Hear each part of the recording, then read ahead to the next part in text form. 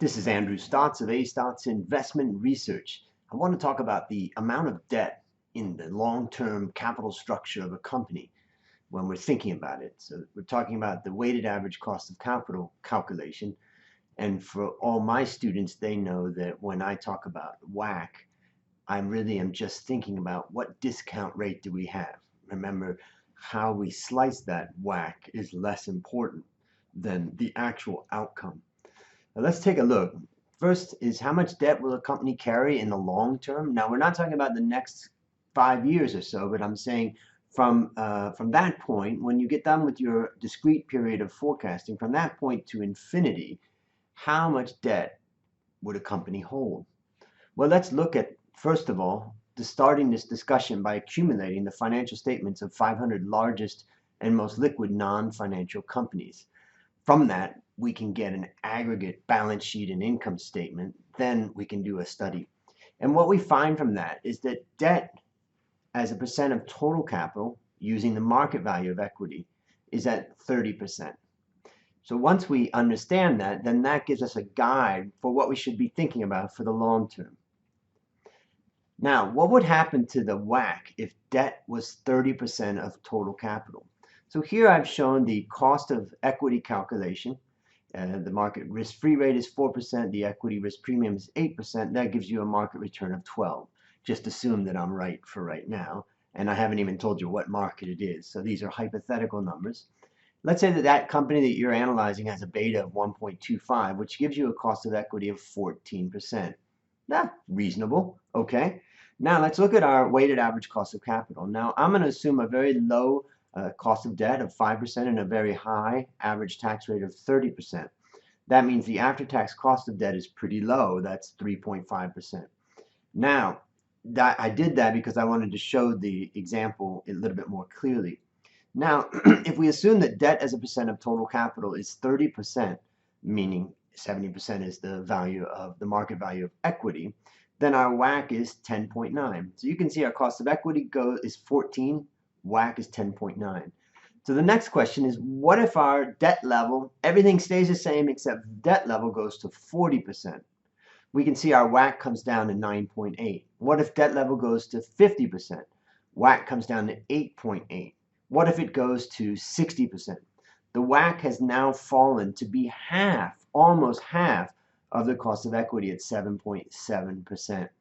Now, first of all, what you can see is that this when you have a lot of debt in the capital structure, it drives down the WACC. But truthfully, if a company had 6% of its capital in debt, what would be happening is that the cost of debt would start to rise because the company, the banks and the lenders to the company would start getting nervous about the amount of debt, and therefore they would require a higher and higher lending rate. But let's not bring that into consideration for right now. Let's say that they can maintain that 5% rate. This is the result. Now, the debt component of capital fluctuates based upon the market value of equity. Now, assume that the debt level of a company remains the same throughout the stock market's ups and downs. The company borrowed 100, the company borrowed 30, whatever it is that they borrowed from the banks or bondholders, that doesn't change. But the book value of equity is the same, and the book value of equity is the same over time. So nothing changes in the business, in the financial statements at all. The only thing that changes is the price to book ratio, meaning price to book goes up because the market's pushing that up, and so the price to book could be 4 times, really high. Nothing changed with the amount of equity that's in the books of the company, but the market value of equity has risen.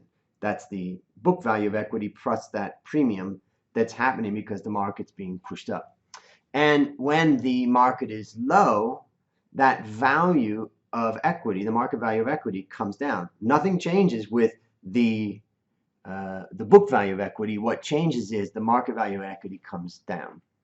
So now let's look at that for a moment. Let's say that the book value, here I've made a table, and what you can see is that if the value of, at the top of the table, you'll see the price to book.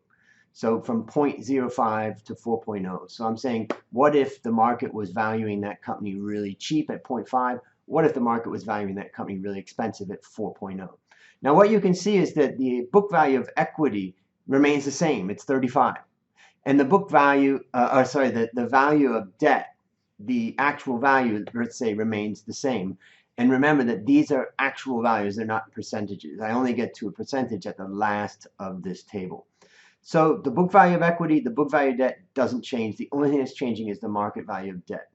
So if the value of the equity of a company is trading at a low 0.5 times price to book value, then the debt will appear as a large portion of capital, 63.2%. Now, if the value of equity is trading at an expensive 4.0 time, then the debt appears tiny. Wow, 17.6%. Tiny amount of debt. But wait a minute, the debt never changed. All that's happening is that the market's perception of the equity is going up and down. This is important when we think about long-term forecasting. So when you forecast long-term debt, I would recommend that you look at between 0 and 50%. Why? Well, if you estimate over 50%, you're saying that from now to infinity, the lenders to the company will put in more capital than the equity holders. That's unlikely because the business risk needs to be borne by the equity holders. The banks wouldn't do that.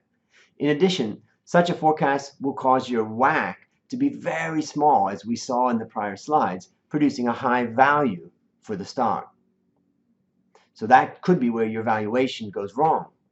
Now also be aware of price to book value of the company's stock.